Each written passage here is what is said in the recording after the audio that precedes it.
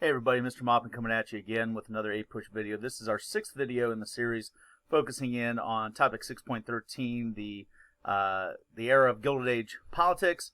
And when we were last here, we were talking about the 1896 presidential election, which was featuring the Democrat nominee, William Jennings Bryan, and how the Democratic Party had undergone a significant metamorphosis from being kind of a traditional conservative party to now an economically liberal party, embracing the many of the ideals of the burgeoning populist movement.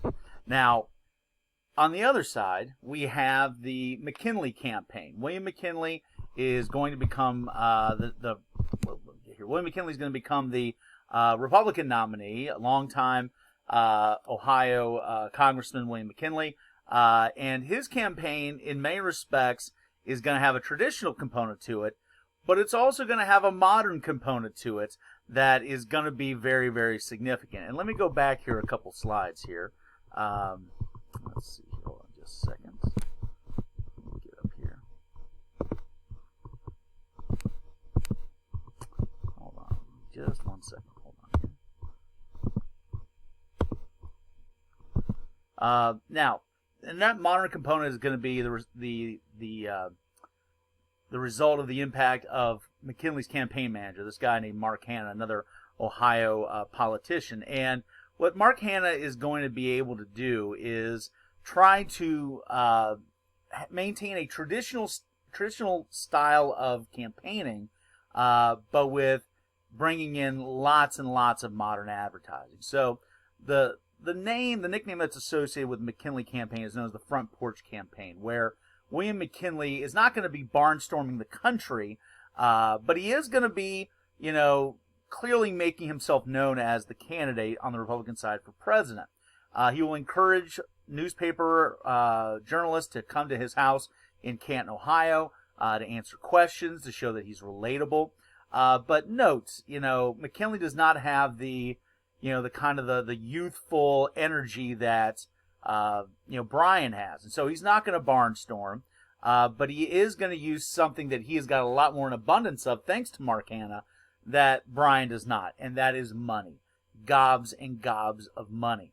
Mark Hanna is going to be a master at bringing together business owners and industrialists from across the country and basically, coercing them into donating to the campaign, basically telling them, listen, if our guy McKinley does not win, you guys are going to be feeling the pinch economically. You're going to be seeing this radical wacko William Jennings Bryan with his coinage of silver and government, regulating government control over your industries. It's all going to come crashing down. So if you want to avoid this, apocalypse, you better hand over the cash and help us, get McKinley elected. And it's going to be very, very effective. So McKinley is going to be very recognizable, but not because he's in person everywhere, but he's going to be recognizable because his name and face is going to be everywhere. It's going to be on billboards. It's going to be on, handbills. It's going to, you're going to see, pins and buttons with McKinley's name and face on it, all that kind of stuff. In many respects, similar to what we kind of see today. Today, when you see, Trump running for president, you have Trump flags, and you see MAGA hats, and you see, Trump commercials and Trump bumper stickers and all that kind of stuff. A lot of that starts with the McKinley campaign in 1896. All right. I do find this political cartoon kind of funny, certainly from a, McKinley campaign perspective, showing in 1861 that McKinley was in the U.S. Army and the Union side during the Civil War. And while McKinley was, defending this country, what was William Jennings Bryan doing? He was basically, shaking his rattle. And the idea being is, just like during the Civil War, McKinley's looking out for America.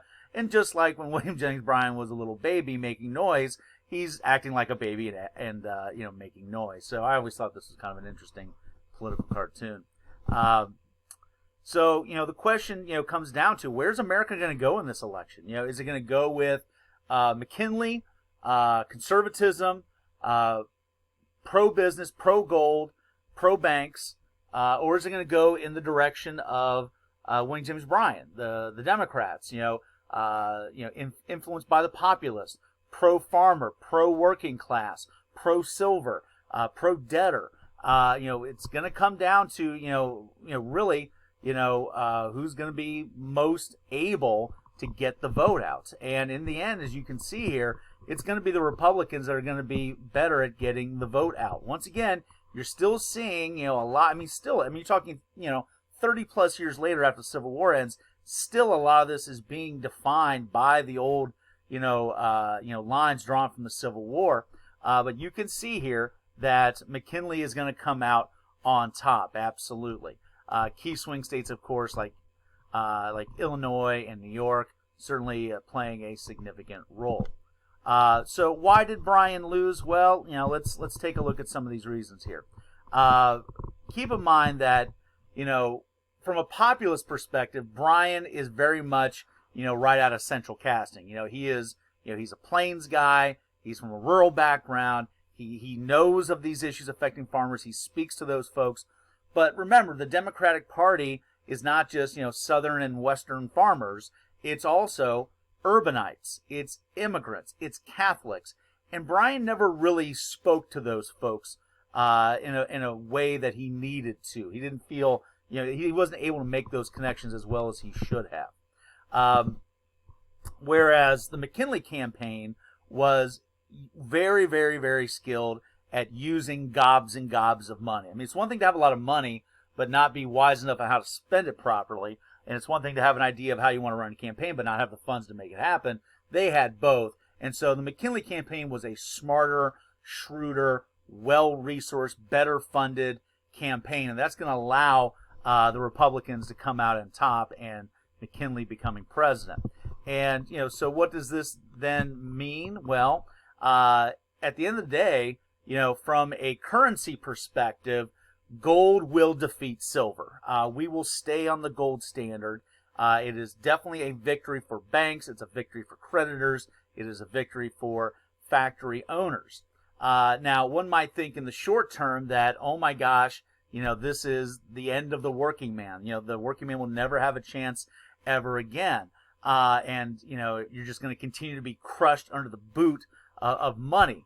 I don't know if I would exactly say that that's going to be happening long term, because one thing we have to keep in mind is that the depression that defined the 1890s, by the time we get towards the end of that decade, it's not going to be really that big of a problem anymore. For example, the economy will start to improve. The stock market will work itself out. And from a currency perspective, the thing that was really so dividing America on this issue of gold versus silver, one thing that is going to be, happening that's going to actually help debtors, and that's going to be the discovery of gold in Alaska. And so with more gold in terms of supply, well, that then decreases the value as well. So you were still able to have a gold standard, but not seem as crushing in terms of being a debtor. So that's going to be significant. But note, from a typical Republican perspective, back then tariffs are still going to stay high. Take a look at this. The Dingley tariff is going to raise tariff rates to 46%, which is, pretty considerable. So, 1896 election is going to go the way of the Republicans. It's going to, maintain the gold standard. It's going to be very pro-business. But note, the 1896 election is going to be significant more for its long-term effects than for its short-term effects.